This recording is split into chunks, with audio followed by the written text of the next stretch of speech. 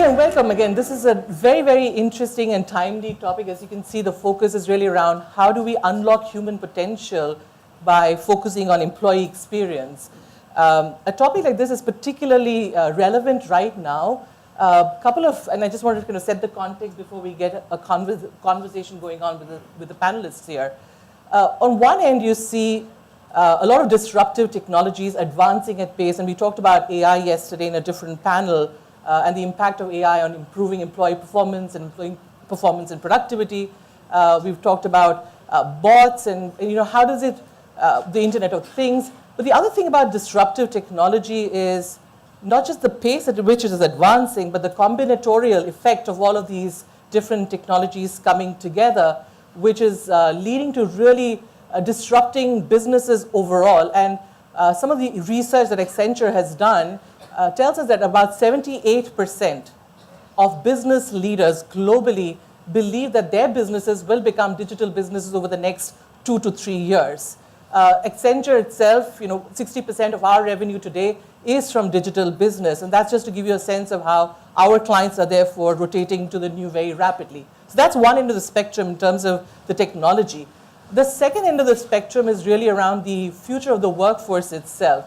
Now, not just is the demographic of the workforce changing with many more millennials, and just to quote a figure, at Accenture in India, more than 85% of our 180,000 people are millennials today. And so we've spent a lot of time researching not just the shifting patterns of what this means, but what it means from an employee expectations. And there was a different panel yesterday that talked about how do you attract and how do you retain millennials. I think it's critical for us to understand what the expectations are from some of these millennials and how that's impacting some of the other generations as well.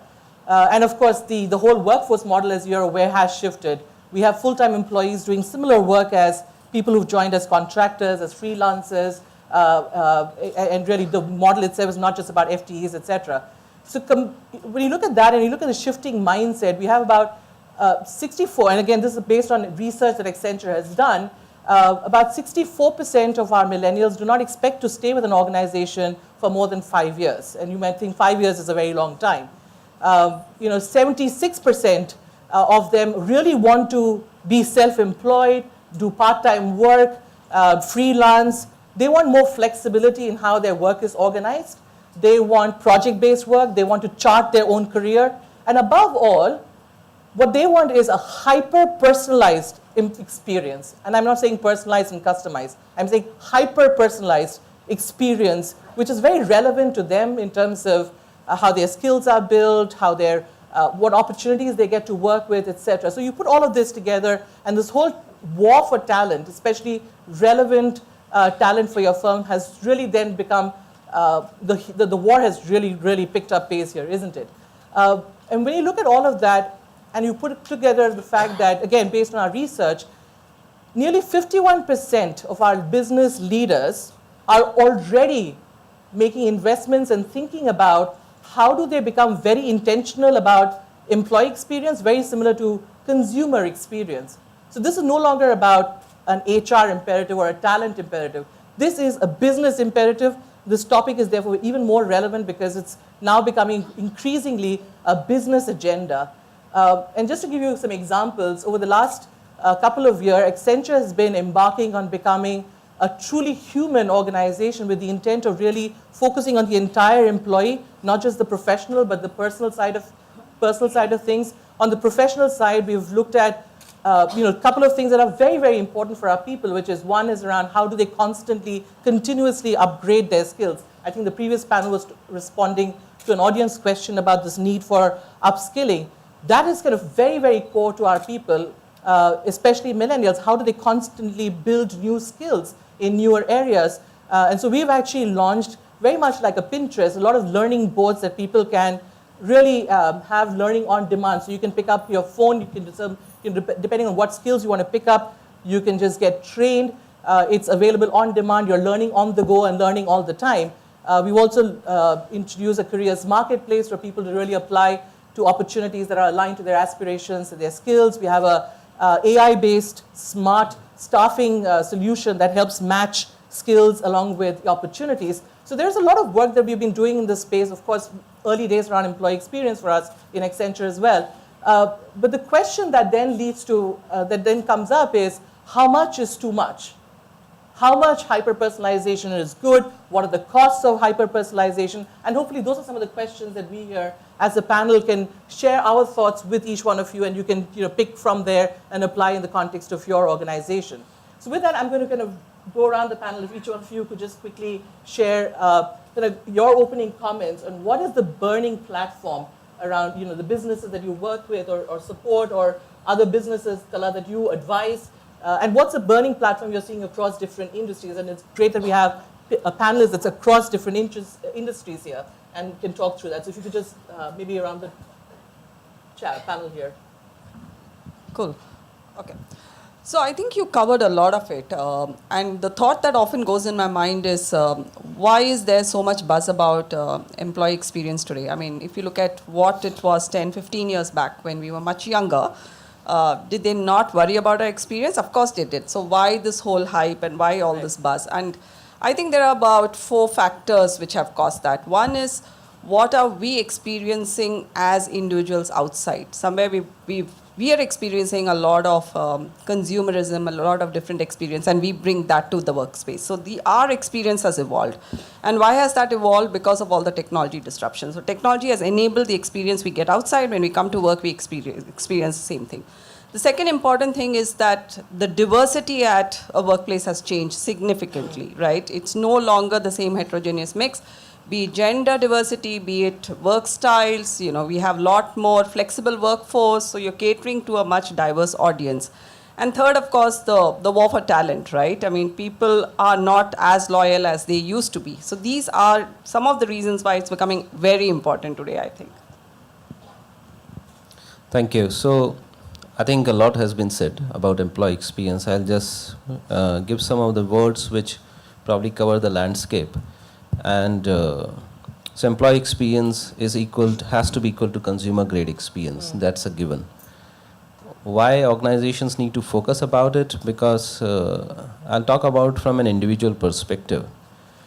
Normally every individual spends about 18 hours within an organizational context.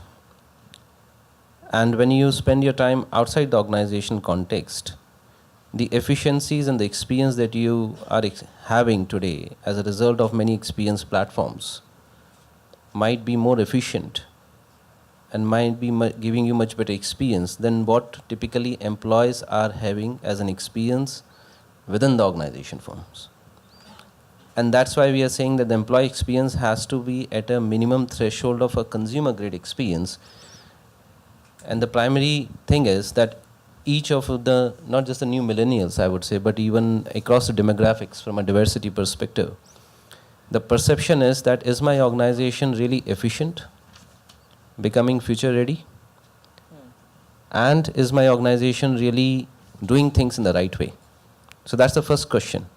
It's not about just the employees, it's about the perception of the organization as well. The second big thing is, I think hyper-personalization is absolutely the way to go.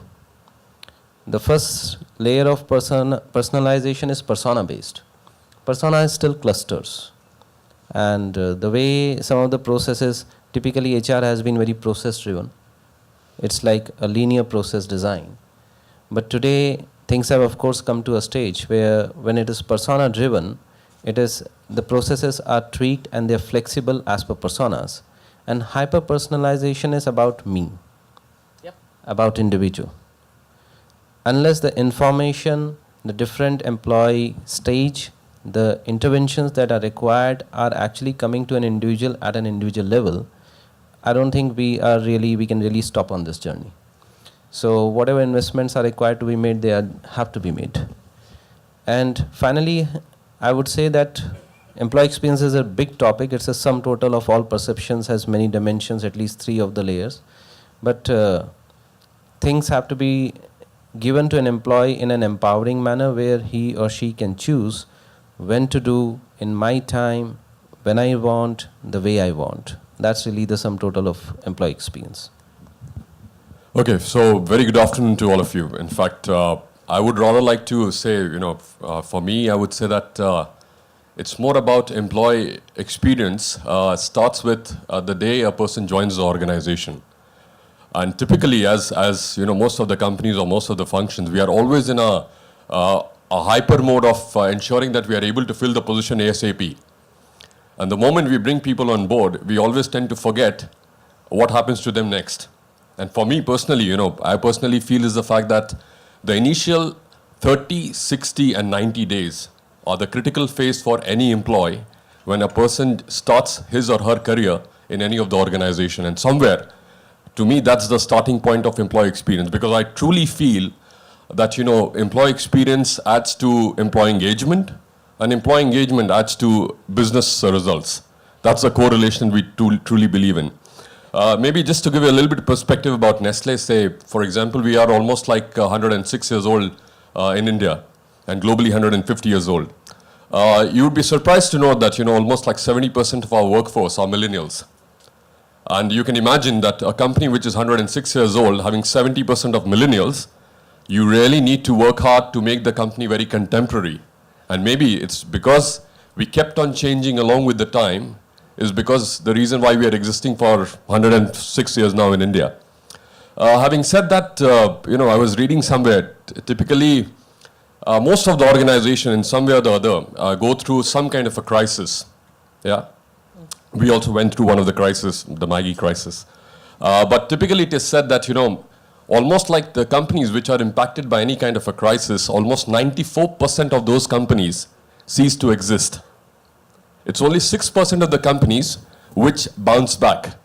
And out of that 6%, it's only 2% of the companies which are able to regain the market share which they had lost during the crisis. And the reason for those 2% out of the 6% that they were able to regain the market share was the fact that they had a highly engaged employee in the system. And personally, I feel that, you know, whatever we talk about from a function point of view as HR and as line, I would say, together, it's our joint responsibility to ensure that we really make the employee experience wow kind of a feeling from the day one. And that's what we should strive for. So that would be my input. It's difficult to follow up to Amitabh Bachchan here, but I'll try. So I think in my perspective, I think it's a foregone conclusion today that employee engagement and customer experience are absolutely intermeshed. From a business perspective, to your question earlier, it is still about customer experience. It's still about the customer journeys. And if I have a disengaged employee, that's not going to help. And more, the way we engage our staff is no longer the kind of stuff that we used to do 5 years back. It's more and more about employee journeys and being able to put ourselves into the shoes of that employee, be able to map out the entire journey for each and every aspect of that employee's life cycle, and then be able to come up with the right kind of policies, procedures, systems, culture that will impact the outcome of the company's customer experience. So it's all interconnected. And I think there are 3 parts to a great employee experience or an employee journey. The first part is the cultural aspect that we normally always tend to focus on anyways. That's what most organizations are focusing on. There are a couple of things that at times we tend to put on the back burner. One is the tools that allow you to be more productive and more efficient from a technology perspective. It's wonderful to have a great leadership structure. It's wonderful to have great people who empower you and wonderful policies. But I come into work and guess what? My laptop still doesn't work. So we forget about this minor aspect sometimes. And the third part is equally about the physical infrastructure that we are providing to people. That plays also a huge role in any employee journey. So I think in my perspective, it comes down to those 3 key elements that we should focus on. It's not just about the culture and the policies and mapping it out, but it's also about technology tools that allow you to be more productive. And it's also about the infrastructure that we provide to our employees. Great, thank you. And kind of just building off of what you just said, Darshi, I mean, as an example, in Accenture, we've got this, what we call a My Experience framework that kind of looks at the holistic experience for an employee, looks at his well-being, looks at team collaboration, looks at recognition, it looks at my career, looks at capturing the voice.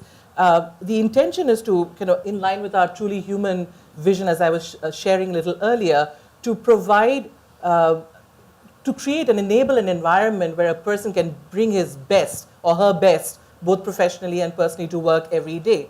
Leading from there, and if I can ask Kala, you and Weber to respond to this question, with companies being faced with the task of creating environments that make people genuinely want to show up to work every day, what in your view are the factors that contribute to building a truly personalized employee experience? And if you could share a few examples of moments that matter and creating interventions that help create that personalized experience. Sure. Weber, do you want to go first? Weber. Tough one. So it's not that we know exactly the secret sauce that goes into it, but just sharing some thoughts aloud.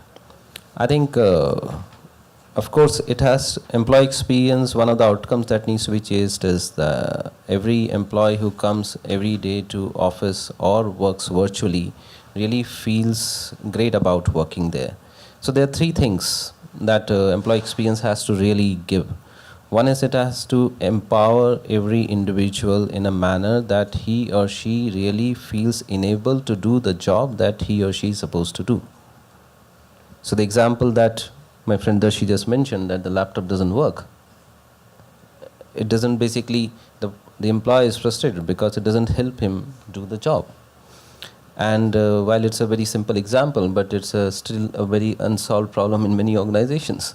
So it's an absolutely practical thing to talk about.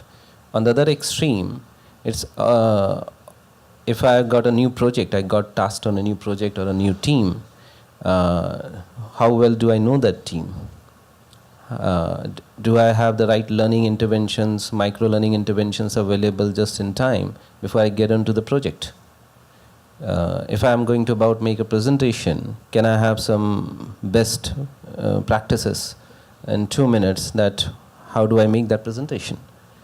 So the first thing is really empowering every individual and helping that person to do his or her job in the best possible manner is really the first and very first dimension. The second is really about helping employees to grow. So if every employee is able to do his or her job today, the next big question is that how is my company enabling me to grow? And again, it's all about experience as well. So I'm sure large organizations, small organizations has wonderful programs, training programs, well designed, a lot of intense work has happened. But by the time it is delivered and received, there's a lot that is lost in translation. And that is the second piece, that if every employee is able to have some basic things available as per his choice and flexibility and on demand to grow, that is another big thing. Third, and equally important, how does an employee really connect with his peers, colleagues, team members, and even the manager? I think if we look at these three basic dimensions, and the fundamentals don't really change. These have been always there in every HR framework, policy framework, strategy framework. Do the job in a better possible manner, help me grow, and really have great fun time with the people you are working around. These are really three outcomes, and the entire experience. So when we talk of moments that matter, designing every process and experience layer, different things, at the end of the day, it has to convert into a self-service model. And that's really what, in my view, is a journey to go about employee experience, that it should help every individual to do these three things. And that's why hyper-personalization is also important. And unless you really work out on every bit of detail, like she rightly said, it's not going to happen. So there's a journey to it. And over to you, Kala. Sure.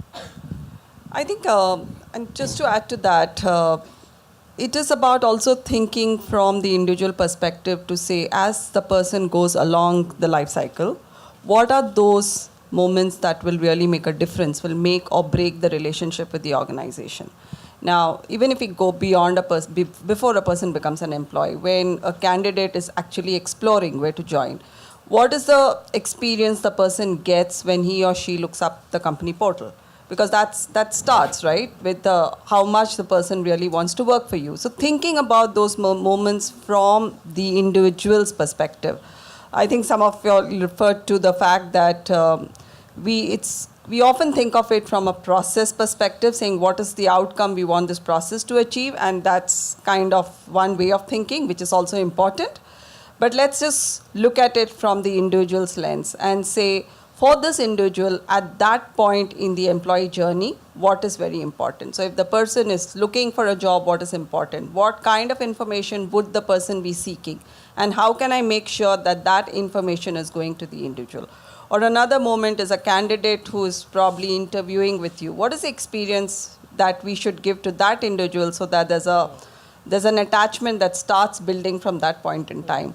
How can I give the person the right kind of information to make the person more comfortable for that whole interaction, right? So it's about, therefore, thinking about those important moments which will make or break the relationship, and the micro moments within that which will actually create that positive impression.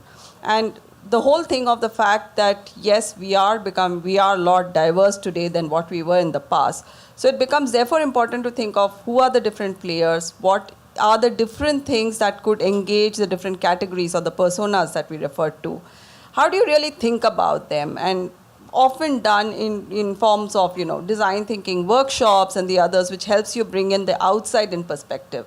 I think as HR professionals, we are very well aware of what is the HR process, but how do you really force yourself to put yourself in the shoes of the individual and think from the individual's perspective, and therefore make the experience really worthwhile for the person? So that's probably what we need to think more and more towards in order to give a very personalized or a hyper-personalized experience to our employees. Great, thank you.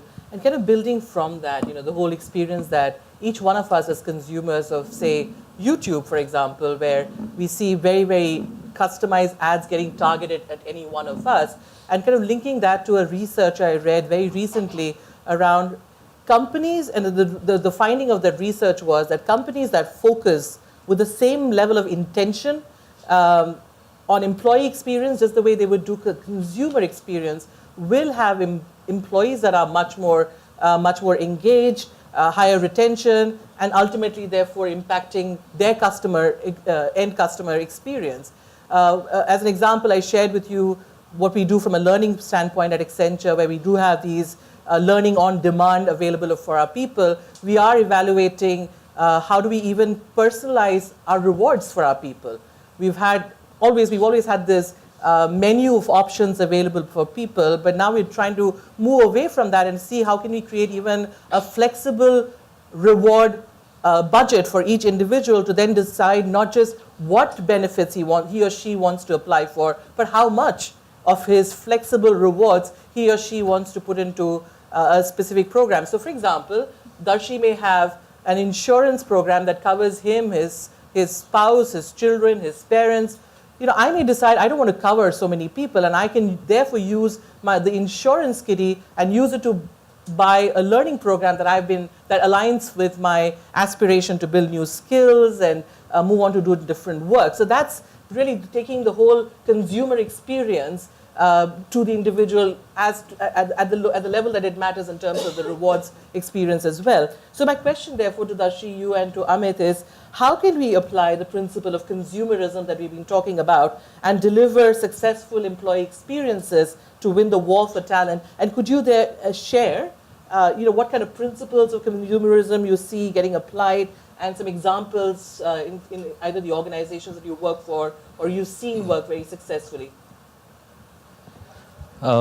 So let me give you a personal example. A few months back, I decided to not use my Tata Sky set-top box anymore. And I tried to see if I can survive on Netflix, Amazon Prime, and Hotstar. And it worked perfectly. And it's simple because and even Hotstar was giving me live cricket. That's the only other thing which I really wanted. So I didn't need that set-top box anymore.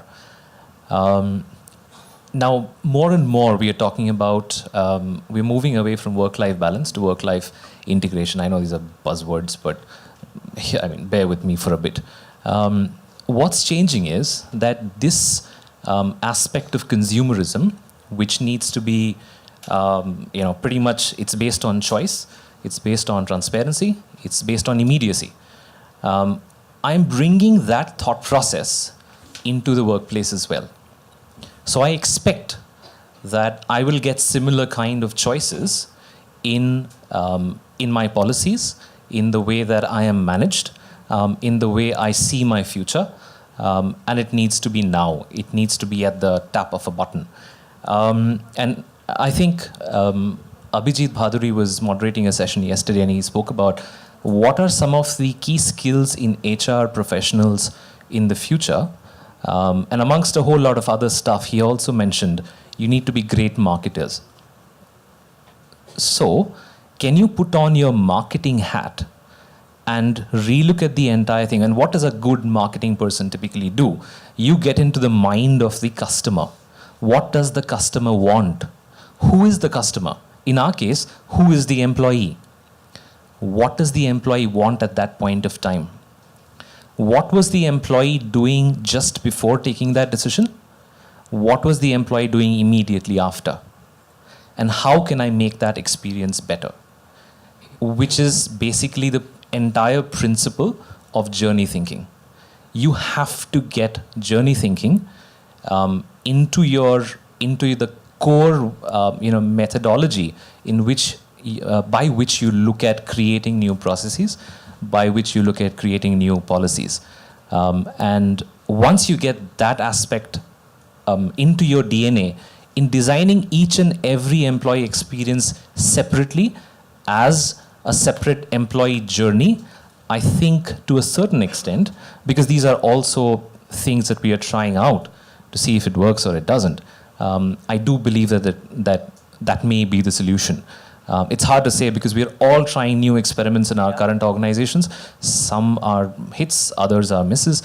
I think one of the things that we tried to do in one example was the entire onboarding journey that we wanted to look at from the time that an offer had been made to the employee or to the candidate till the time the person actually joined us and spent about 90 days into the organization. We are a bank. While I work for the technology entity of the bank, but we are a bank, we have huge amount of regulations and restrictions around data and what can you access when you're outside the company. You're not my employee yet. What can I share with you? And hence we had to redesign the entire experience around what was that the candidate actually looking for, gamify the experience to a great extent.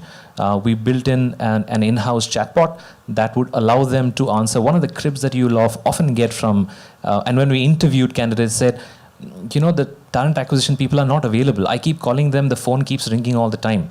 I don't know, I want to change my joining date because of XYZ. I can't even get through to the person. How do I get my point across? We addressed that through a chatbot, a simple solution. But now it's gone into a case management kind of a thing where the talent acquisition person can respond later, but it's there for the person to be responded to. And hence redesign the entire thing through an app that allows the candidate to be connected whenever he or she wants to be. So just a small example of what we are doing at DBS. Okay, so maybe just to add on to what Darshi said, from our perspective, and more so from my perspective, would be the fact that when you talk about consumerism, in put it simple terms, it's more about whether we as an organization are able to address the needs of our consumers. And personally, I feel that the industry in which we operate in, the personalized experience matters a lot for people. Just to give you an example is the fact that we do have a nutrition business where, detailing officer, for example, who's supposed to go and detail to a doctor, has to work for many, many years to build that kind of a relationship with the doctor. So in order to create an impact on that doctor, you need to ensure that you have a continuity of talent for a certain amount of time. And talent engagement and retention becomes a big, business, I would say, imperative for us as a company. What we intend to do is that, as I mentioned previously, is the fact that, with so many millennials in our company, most of the people today, what they're looking for is purpose of the organization. And you talk about engagement in whichever form you can talk. But the best, I would say, the key thing which drives high level of engagement is whether the reason and the purpose for existence of any organization is really being lived by each and every employee in the company. And just to give you an example, what we did is that, we talk about enhancing the quality of life for future generation being our purpose.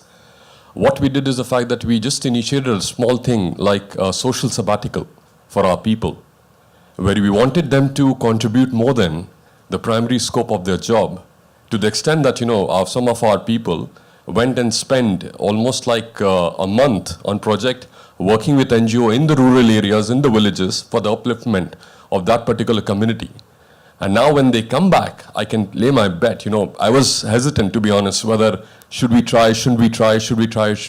But finally, when we took a call that, yes, we should go ahead with social sabbatical, the impact that we see of people is really immense. They really see the value that we bring as an organization beyond the distributors or beyond the business, that we are actually going and working out with the society, helping the society and living that purpose for the reason for which we exist.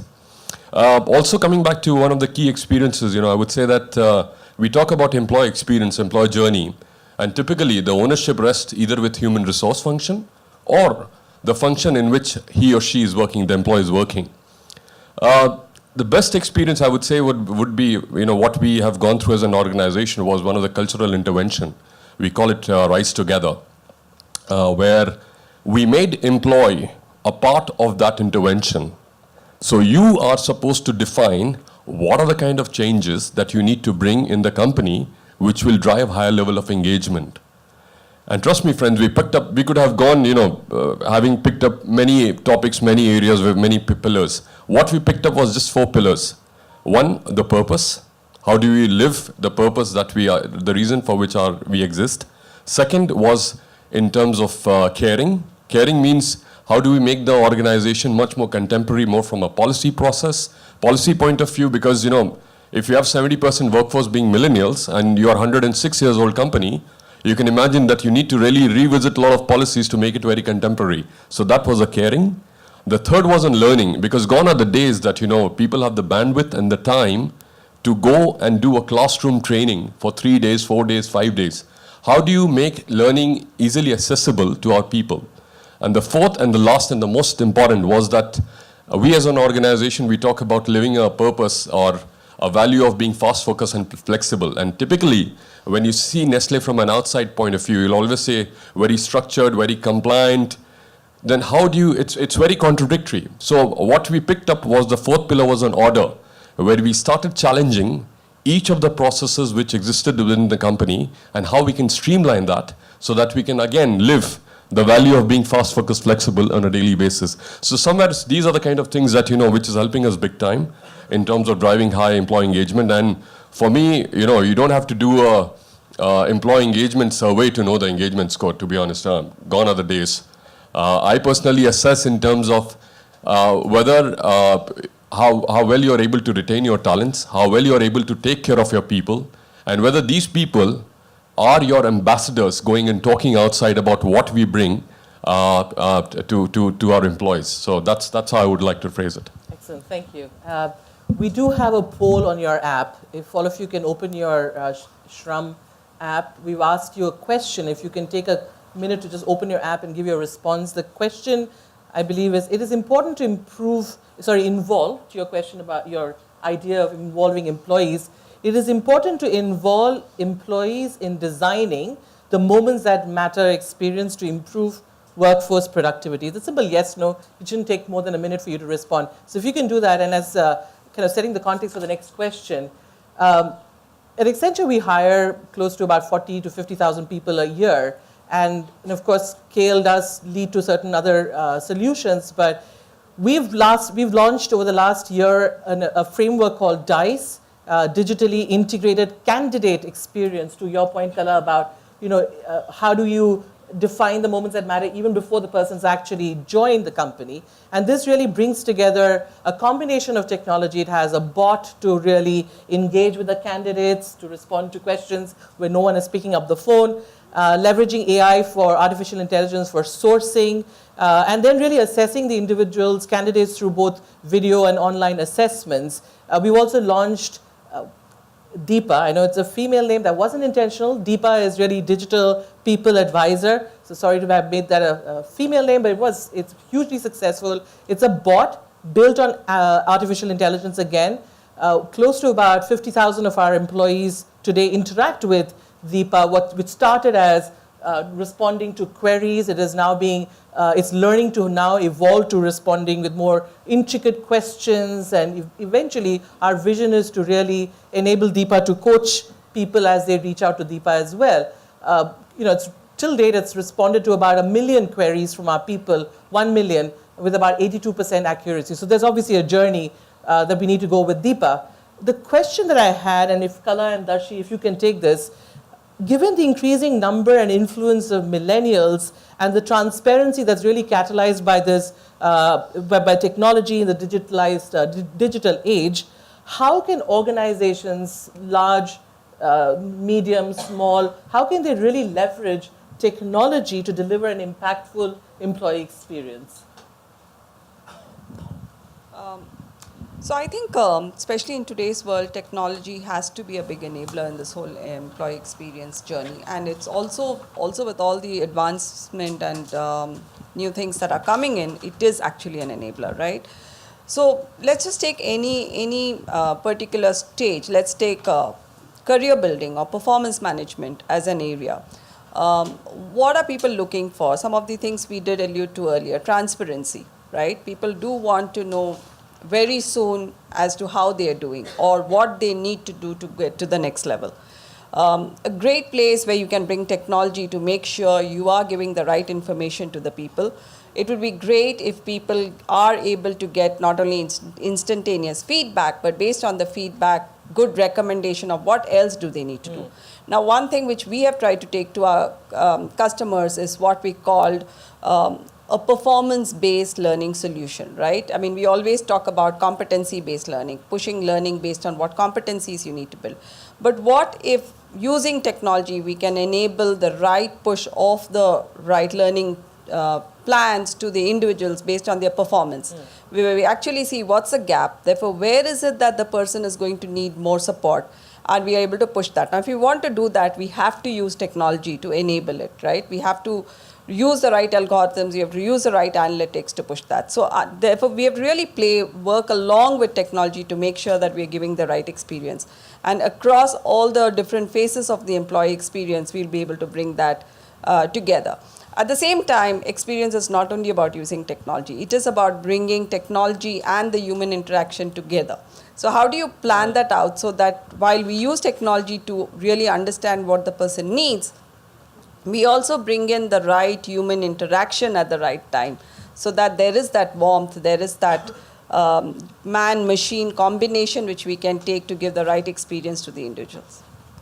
Thank you. I think to just add to Kala's point, but I have a slightly different experience with millennials. One, you need to keep in mind the millennials are already becoming managers and they don't have a clue how to manage the next generation. And while we are clueless about how to manage the millennials, they are equally confused about the new generation that's coming out, right?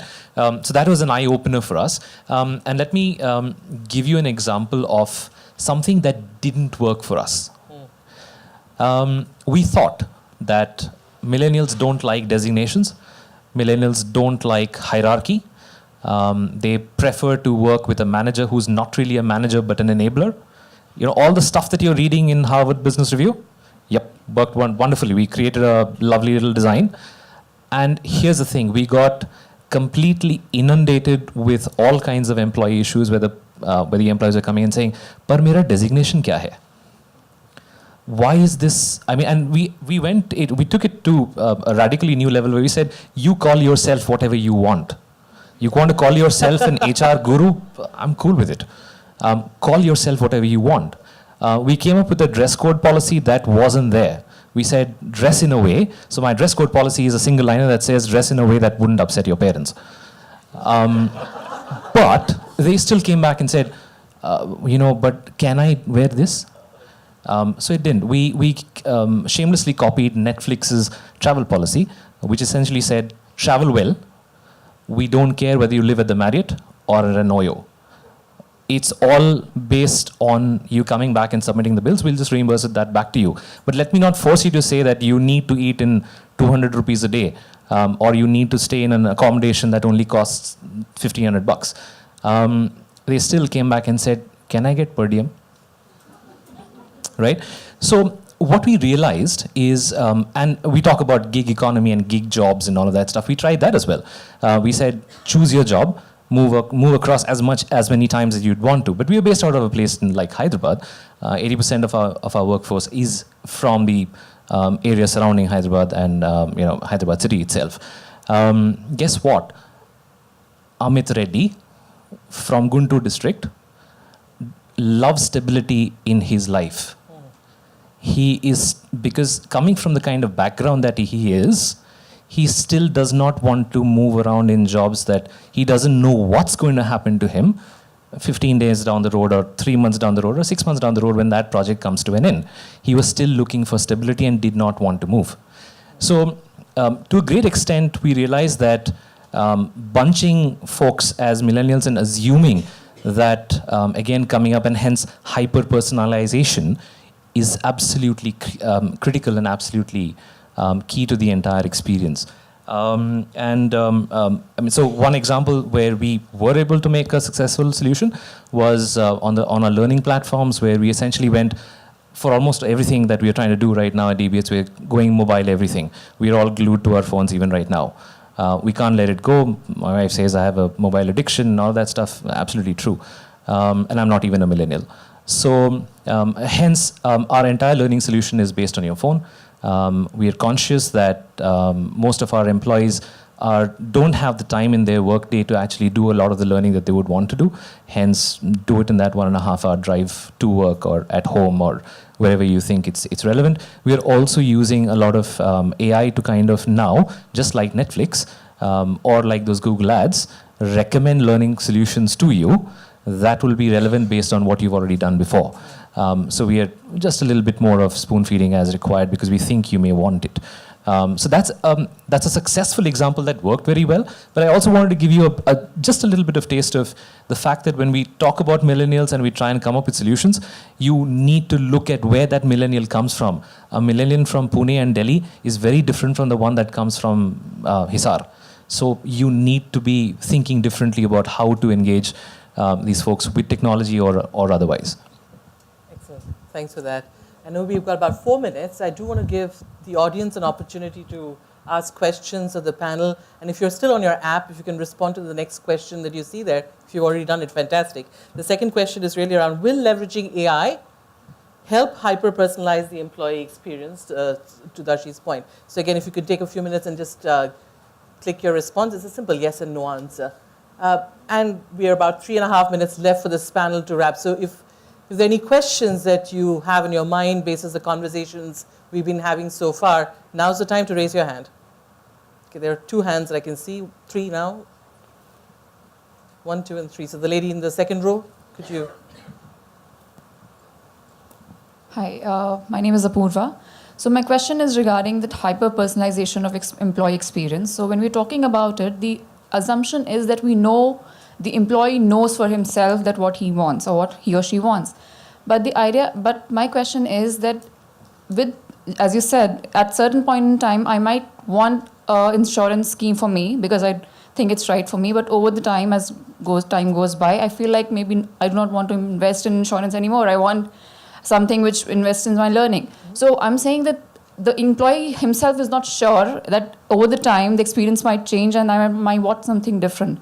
So are we ready as an HR to allow that kind of leverage to be given to the employee where he or she can change that personalized experience over that period of time as the preferences change with the lifestyle? Okay. Anybody want to take it? So Good question. I think there's an assumption here that personalization or hyper-personalization means there is only one way to do it, but actually that's not the right way to look at it. One of the fundamental principles for experience has to be the flexibility and choice. And what personalization means actually to address the scenario that today you want a certain kind of insurance and a different stage of your life or certain event in your life, you want a different kind of insurance experience. So hyper personalization is actually going to help to do this and not actually inhibit it.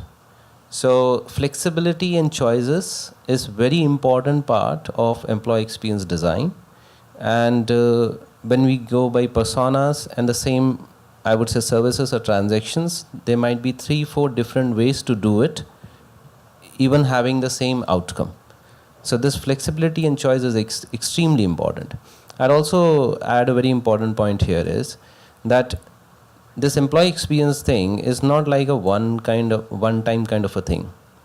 The agility in the HR ecosystem is also an important lever that if you don't have that, you can't really keep on improving it. So Darshi shared a great example. Something was tried, and always we have a lot of assumptions in the mind. When it goes to the ground, some things don't work. How quickly can you turn it around and incorporate the feedback of the user is another integral part of employee experience design. If I could just respond to one part of your question, which is about, are we in HR ready? I think a part of that question is, I heard Dashi talk about the skills in HR, and I think Vaibhav talked about the agility as well in HR. The other is around, you will be asked by your business in terms of, can we afford it, right? So can we do it is a broader question in my mind beyond just can we do it. And when we did this whole analysis internally within Accenture in terms of how do we personalize the rewards, which was one of the examples you alluded to, we did find that we can, within the existing reward budget, if we can structure there is a certain component that will probably remain fixed that's linked to market and linked to legal requirements, but there is a part we can carve out within the same overall reward budgets, and maybe the increase would have been to the extent of 0.01%. But the value that you then give to the individual to be able to create that whole personalized reward really outweighed the incremental cost as well. So you've got to really build the business case for it as well. And maybe just to add on, one of the key aspects, for HR, for us as a function, should be the fact that, the moment we launch or revamp or, revisit any of the policies or whatever it is, for next few years, we just forget about it. It's going well, so let it be the way it is. I always believe in terms of challenging the status quo. And trust me, friends, what should be the one of the key aspects that we should always have in the back of our mind is the fact that are we actually challenging what is existing? Because the moment you start challenging, you will always see new propositions coming in, or better propositions coming in, rather than just leaving it aside. Sorry, there are two hands, but we can probably take one question and we can do an offline for all the people who are raised their hands in the back. Hi, my name is Sukrit. I'm part of... Go ahead. My name is Sukrit. I'm part of DXC Technology. My question is to open to the forum, actually. Most of the time, we are engaged with a lot of vendors who are doing some of this work when it comes to the employee experience. So as an organization, how do you mitigate the challenges that comes because of the culture aspect not being aligned with the vendor organization? And obviously, the sentiment from the crowd kind of makes it different from what you expect to versus what you get. So how do you bridge that gap? I think what you're talking about is actually very true, not only today, but it's only going to increase. I mean, we are only talking about more and more of what we call the liquid workforce, right? So when we talk about employee experience, we really talk about all types of employees, people who are working with us as well as people who are contracting with us, right? Now, how much importance, how much weightage we give to that will vary from organization to organization depending on the mix. But if they form a significant portion of your workforce, it is very important to think as to what will appeal to them. Because while they are contractors, you do want some continuity and some connections to be built over there. So really looking at, do I need to have slightly different ways of interacting with them? And of course, many things are going to be different from the way you engage with your full-time employees vis-a-vis them. But what is it that's most important for them And how do I give them that experience? For example, ease of working with this organization, right? How quickly can I contract with them? Can I give them more certainty of what's next for them within the organization? Are some of the elements you could think for. And then there's a big aspect of onboarding them.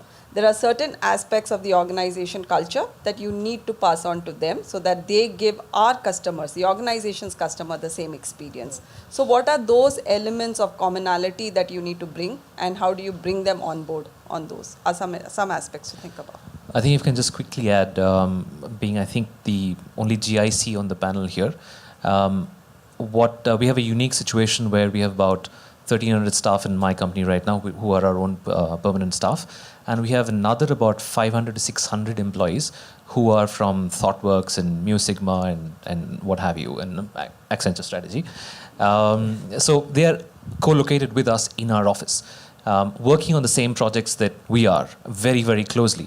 Your question is absolutely critical. And one of the things that we have been able to do fairly well is that for a lot of our employee experiences, we can't change Accenture's HR policy on a lot of things that matter to them.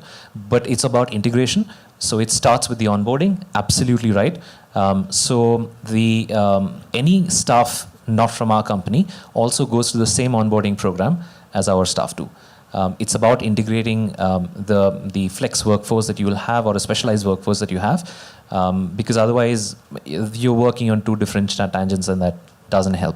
But it's a very, very relevant question, especially in a GIC kind of a scenario where you'll always have that blend of your own staff versus folks working in an office but not directly in your control. I think I've been flashed timeout for the last, 3 minutes. I've lost count. And I see 4 hands already. Maybe one more question. Sorry, the lady who raised it first. Yes, please. My name is Sunanda. So my question is in continuation with what Darshi said. He spoke about Harvard Business Study with regards to millennials, if I'm right. Yeah. So in continuation to that, my son is in second year, and he happened to do a internship for 2 months in a bank. I would not quote the bank's name. Okay. So he had to wear a formal clothing and go there. So I told him, I said, you don't have to wear a formal clothing. You can wear your jeans and your a t-shirt, maybe a collared t-shirt, and go. But you know what he said? He said, Mom, when I wear this clothing, I get that kind of respect from people. Some people call me sir, and the way they look at me with respect, it's just awesome, and I just want to live this experience. So just imagine, my son is not a millennial. I think he's going to be generation, Z, or however you state that. So just a comment on that. Thank you. Thank you for sharing that.